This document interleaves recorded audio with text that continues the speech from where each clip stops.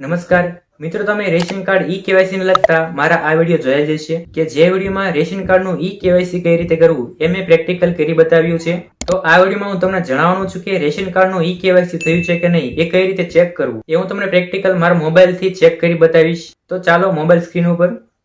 તો મિત્રો, સૌથી પહેલાં તમારે માય રેશન એપ ખોલવાની છે અને જેને હજુ પણ ઈ કેવાયસી કરવાનું બાકી છે એ મારા આ વિડીયો જોઈને કેવાયસી કરી લે। વિડીયોની લિંક ડિસ્ક્રિપ્શનમાં આપી દઈશ। તો એપ ખોલશો એટલે આ પ્રકારનું ઇન્ટરફેસ થશે। જો તમે અગાઉ આ એપનો 4 આંકડાનો પિનકોડ બનાવ્યો હોય તો એ પાસવર્ડ નાખી લોગિન થઈ શકો છો, અથવા આમાં એકાઉન્ટ સ્વિચ કરવાનો ઓપ્શન આપેલો છે તો આપણે એ બટન ઉપર ક્લિક કરીશું, એકાઉન્ટ સ્વિચ કરો। ત્યારબાદ રજિસ્ટ્રેશન કરતી વખતે જે મોબાઈલ નંબર નાખ્યો હતો એ મોબાઈલ નંબરને નાખવાનો છે અને ઓટીપી મોકલો તે બટન ઉપર ક્લિક કરવાનું છે। ત્યાર પછી એ મોબાઈલ નંબર ઓટીપી જાય છે એ ઓટીપી નાખવાનો છે। ત્યારબાદ તમે લોગિન થઈ જશો। આમાં તમારે ક્લોઝ બટન ઉપર ક્લિક કરી દેવાનું છે। ત્યાર પછી તમે હોમ પેજ ઉપર આવી જશો।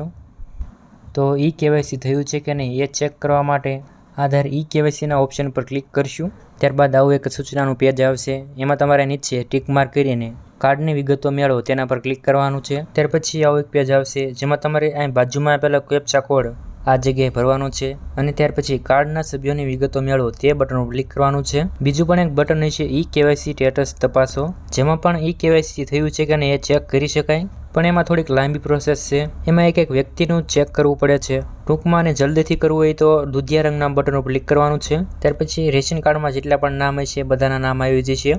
મારો આગળનો વિડીયો ઈ કેવાયસીને લગતો કે જેમાં મેં મારું પોતાનું ઈ કેવાયસી કરી બતાવ્યું હતું, તો મેં મારું ઈ કેવાયસી કર્યા પછી 2 દિવસ પછી ચેક કર્યું અને આ વિડીયો બનાવ્યો। તો એમાં તમે જોઈ શકો છો મારું ઈ કેવાયસી થઈ ગયું છે।